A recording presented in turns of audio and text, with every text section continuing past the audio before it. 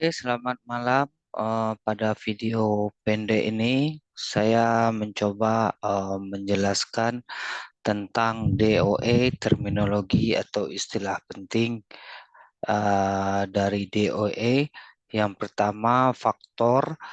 Faktor yaitu variabel yang diubah dalam eksperimen. Misalnya temperatur, kecepatan mesin. Yang kedua, level. Level yaitu nilai yang berada dari faktor, misalnya tinggi, sedang, rendah.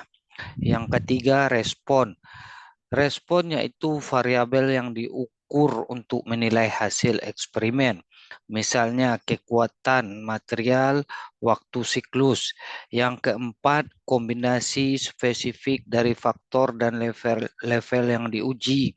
Yang kelima, replikasi yaitu mengulang perlakuan untuk meningkatkan keandalan data. Yang keenam, interaction atau interaksi ketika efek satu faktor tergantung pada level faktor lain.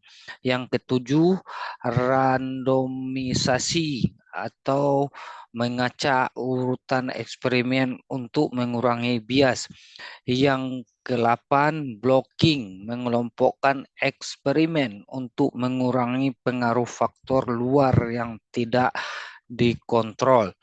Itu ada 8 istilah penting dalam DOE atau perencanaan eksperimen yang harus kita ketahui.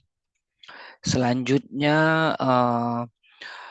tujuan dari eksperimen atau DOE yang pertama mengidentifikasi faktor penting.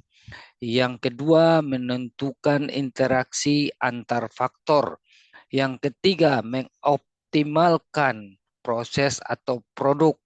Yang keempat, meningkatkan efisien eksperimen. Yang kelima, meningkatkan keandalan dan akurasi hasil. Yang keenam, membuat dasar untuk prediksi dan kontrol. Jadi ini ada 6 faktor tujuan dari eksperimen yang seperti tadi yang sudah saya paparkan satu persatu, dan di sini kita bisa melihat apa itu maksud dari uh, poin-poin tadi. Selanjutnya, uh, penggunaan DOE dalam industri manufaktur. Optimasi parameter proses produksi seperti temperatur, tekanan, dan kecepatan mesin. Contoh, menentukan kombinasi temperatur dan waktu pendinginan terbaik untuk kekuatan sambungan las. Yang kedua, industri kimia dan farmasi. Optimasi reaksi kimia, formulasi obat, dan kualitas produk. Contoh, menentukan proporsi bahan baku dan suhu reaksi untuk hasil maksimal. Industri makanan, minuman, menentukan resep, waktu pemasakan, dan kondisi penyimpanan yang menghasilkan kualitas dan rasa optimal. Yang keempat, industri otomotif dan elektronik.